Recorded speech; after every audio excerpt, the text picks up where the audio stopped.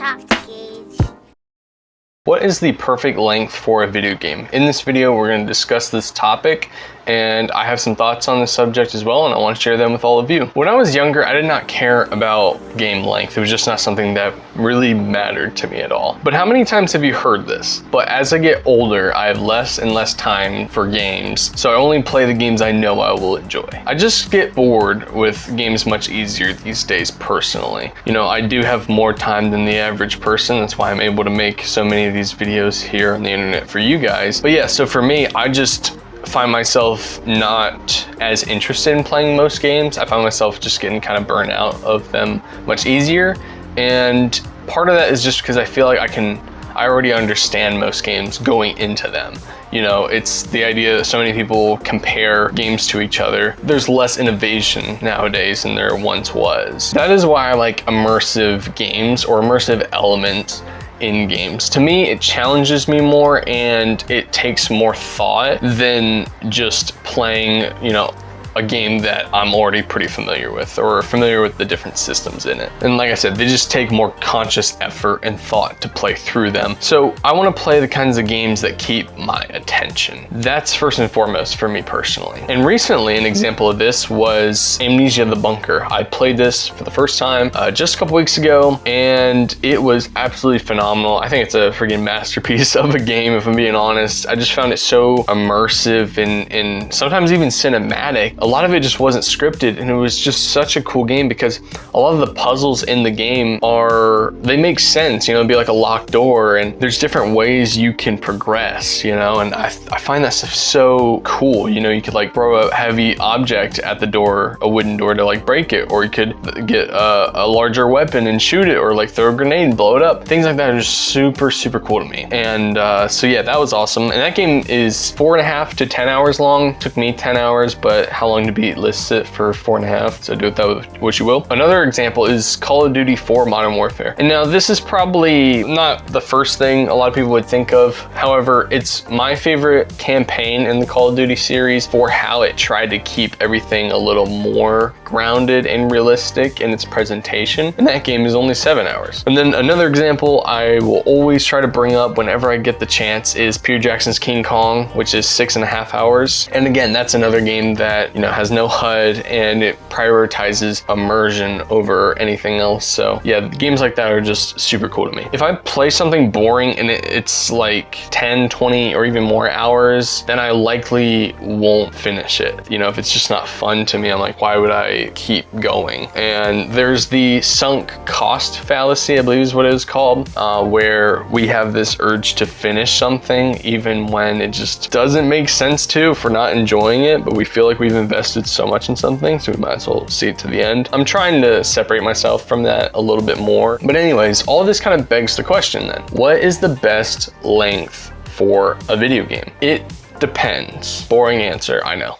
I would say most games should generally aim for something around like 20 hours or less. I personally prefer games around the 10 hours or less mark, but that's just me personally. I mean, the examples I just highlighted were all games that were below 10 hours long that are some of my absolute favorites. Amnesia: The Bunker, Call of Duty 4 Modern Warfare, and Peter Jackson's King Kong, and those are just a few. I mean, there's plenty more. But I tend to like these more because when you start a game that's short, you already know it's not going to be a huge time sink. So I feel like you're kind of okay with the experience being short. You just are there to have fun. And that's what I like so much about short games. That's what I appreciate about them. It's the kind of thing that I feel like more people can get into and really just soak everything up, because that's the thing. It's so short, so you can replay it so many times to where you feel like you really saturated yourself in everything the game had to offer. You experienced every little bit of it. And that's what I enjoyed so much about Peter Jackson's King Kong all these years. And, you know, most recently I made that video a few weeks back talking about this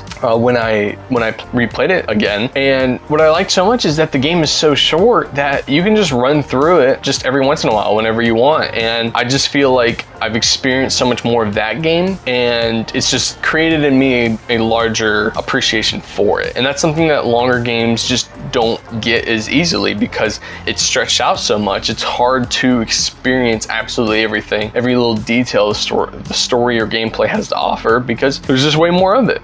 But there are outliers to this general rule even within me. So these are examples of games that were way more than the 10, 20 hours that I still enjoyed a ton. Things like Red Dead Redemption 2, which is around 60 hours. That game was phenomenal. I made 2 videos on it here on the channel. And then another example is Persona 5 Royal, which I've not talked about this on the channel yet, but this is another game that is extremely long. It's like over 100 hours long to be exact. It is ridiculous, but I very much enjoyed it. I actually ran through it twice, although the second time I didn't watch all the story cutscenes and stuff, but it was a kind of game that just had so much to offer, so much to give, and it had all of the things that I like in RPGs and games like this. These 2 games especially show that games can sometimes be like TV shows in terms of length. Heck, P5 literally has an anime show adaptation of its story, and I enjoyed both these games a whole heck of a lot. And I think these games nail the insane length of a video game very, very well. And this is the point in the video where I finally say,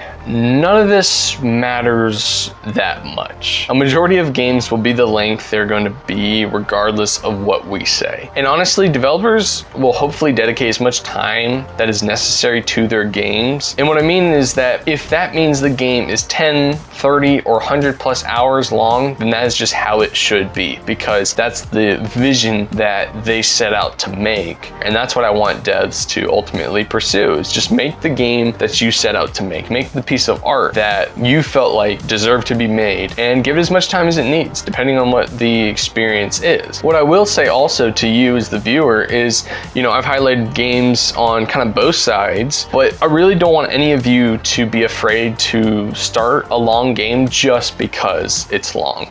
Sometimes long experiences, they have advantages that short games don't have, and long games have more time to really invest you in its story and world. So I would say just don't be afraid just because it's a long game, because you might be missing out on what could be one of your favorite games of all time. I know I had been for a long time with RDR2 and P5R, and I've played short games that lose my attention almost instantly, but I've also played 60+ hour games that have, by some miracle, kept my attention the entire time. There really is just like so much variation in all of this. I also, at the same time, hope more games won't be afraid of being short. Open world games are generally really bad when it comes to game length. I had a conversation with one of my brothers one time, my older brother, talking about how open world games generally don't appeal to me anymore because it takes longer to get to the meaningful content. Even if there's no side activities, which there almost always is, and a lot of times they make no sense and they're just thrown in there to pad out the experience. Ubisoft is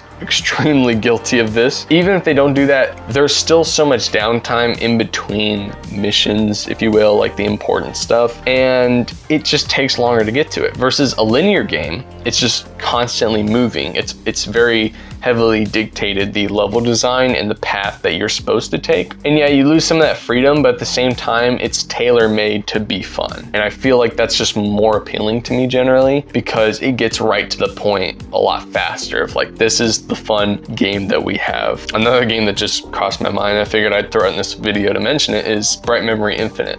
I made a video on that as well. You can go watch that on my channel. And I talked about how that game is literally only like 2-3 hours long. It's extremely short, but I actually liked that about it. I liked that the game wasn't afraid of being short. And while the story suffers a lot because there's literally like no story that's even remotely understandable in it, the gameplay and just what was there was so fun. And I feel like the devs were just like, hey, here's a fun game. Go crazy. So yeah. Open world games generally just are full of content that isn't very meaningful or fun to me, so that's why I kind of steer clear of most open world games. However, what I will also say is that I believe almost every open world game should be exploration focused, in my opinion, at least to some extent. It depends on what experience it is. Maybe it doesn't have to be this way, but a lot of times I think open world games should really nail in on their strengths, and their strength is the fact that they are open world. It's an open world you can go and explore. That's what devs need to start honing in on. Instead of giving us a bunch of markers telling us exactly where everything is, that makes it really boring. Anyways,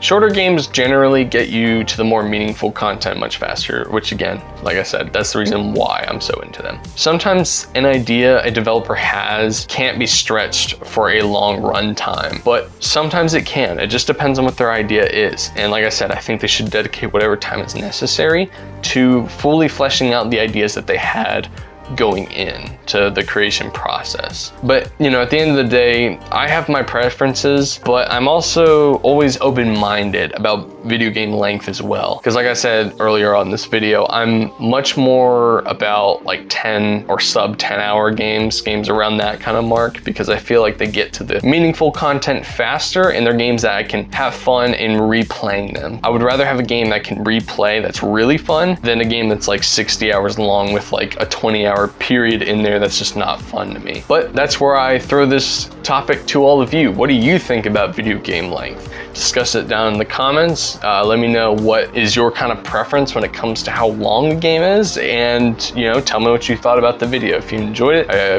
ask you to please hit the like button. If you didn't, thank you for hanging out this long, and engage that subscribe button down below. But with all that being said, I will see you all in the next video. God bless. I wish I knew.